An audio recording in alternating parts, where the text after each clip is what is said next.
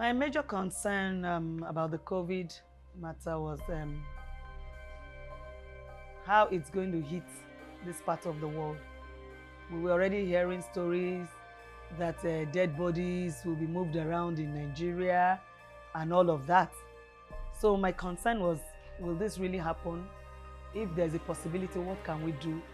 And what is happening? Is the world actually coming to an end?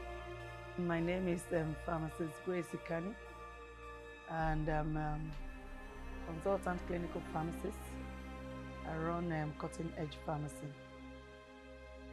For some of us in the medical team, it didn't come like a sudden surprise because we had heard about it. It was already in other countries. And then coming into Nigeria, we were expecting that somehow it would come here and then it could happen to us here in Nigeria. So we were a little bit prepared, though we didn't know it was going to hit us that hard as it came at that period. Okay, the first thought that crossed my mind actually was, one, what intervention can I bring to play as a pharmacist in the life of the people in the community where we serve? What we do at Cutting Edge Pharmacy actually is in any community where we find ourselves, what we do is to render community service to the people in regards to health, awareness, and all. The pandemic hindered our business in a lot of ways. There's this belief by so many people around that during the pandemic, the pharmacists, the healthcare providers, they made so much money. They are the ones that that had the field day with the COVID. But the truth is that the number of people that we think or we thought were the ones were to come to the pharmacy to patronize the pharmacy, there was lockdown. So many people couldn't come out of their houses except the people within your locality and probably those in your community. That's one. Number two, the staff who don't even stay within this community. Of course, they had issues coming to work. It's not a situation where you say, God helped us or God took control, you know. But of course, it affected a lot of things. So many things that you could do normally without much thoughts and all that. There was now restriction. So we now had to plan more. We had to now do what we call, you have to have your priorities in place. Maybe we like to say scale of preferences. And then most importantly, what are the things that are the main things you require to do. And so every other thing that is meant to be like an aside had to be kept aside for us to face the major and important things to be done. The financial aspect was really affected. We had low sales, at least lower, much lower than it used to be. And so we required more funds to run the business. What the pandemic prevented me from doing, number one, it restricted my movement. And most times what we do in Cutting Edge Pharmacy is to do home visits, most especially to those patients or clients, we call them our clients, who couldn't come to the pharmacy. But the restriction was there because as much as you're trying to render service, you also think about yourself. You have to be alive to render the service to the people. So it restricted that movement, and it also affected a bit of our clients, especially the elderly ones, whom we have to go to their homes to check their blood pressures, check the sugar levels, and counsel them, speak with them, and all of that. So it had a bit of a restraint on the business. The particular moment I felt a bit discouraged was when we now started hearing about the people that were actually dying at the ICU centers where there were a lack of oxygen, and then we had a lot of emergencies where people were dying, and at that point so many people even decided not to even go to the hospitals to then say, so they won't tell them that they were positive. They decided not to even go for tests any longer. I'm a positive-minded person. I never ever consider giving up for anything. So whatever it is, we rough it in and we'll find the solution to it, and it always comes true. I heard about the MSME Recovery Fund from a friend, a colleague, a pharmacist as well.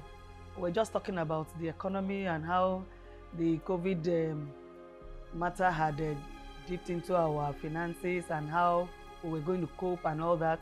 We're looking for way out, and we're just talking. And then she talked about that have I heard about the LSETF, that some time ago she had applied and she got money. As at that point, I had never heard anything about LSETF, sincerely. So I now asked her if she knew the site or anything. She now sent me the link, the website, and I tried to log in. I checked and I looked, and I was just trying to, okay, the one for the loan, the one for this and all that. And at that point, the truth is I was actually looking for grants. Let me get the one that will be at least a grant and all that. Surprisingly, the application process was quite seamless. It was quite easy. I just clicked on the link. They asked a few questions,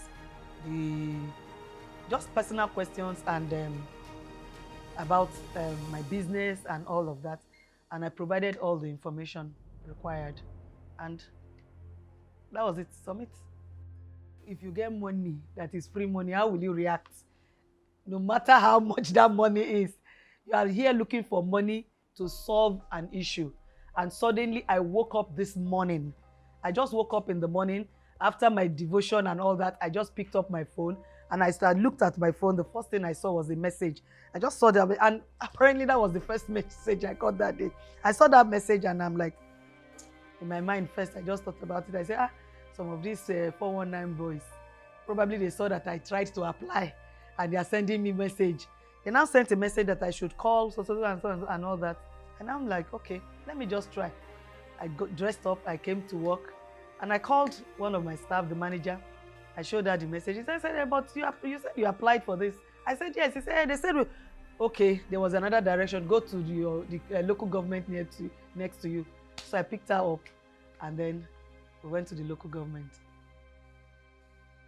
If you take a look at the pharmacy right now, initially, half of it was blocked. We actually wanted to do diagnostic center. That's the lab and all of that. Somehow, it didn't work. It didn't work out. And that place was now locked up. We had to demarcate. We locked it up for over a year. But when the money came, we opened it up and we started the other side of the pharmacy. If you take a look now, you see that there's another side to it. So now we have the pharmacy section.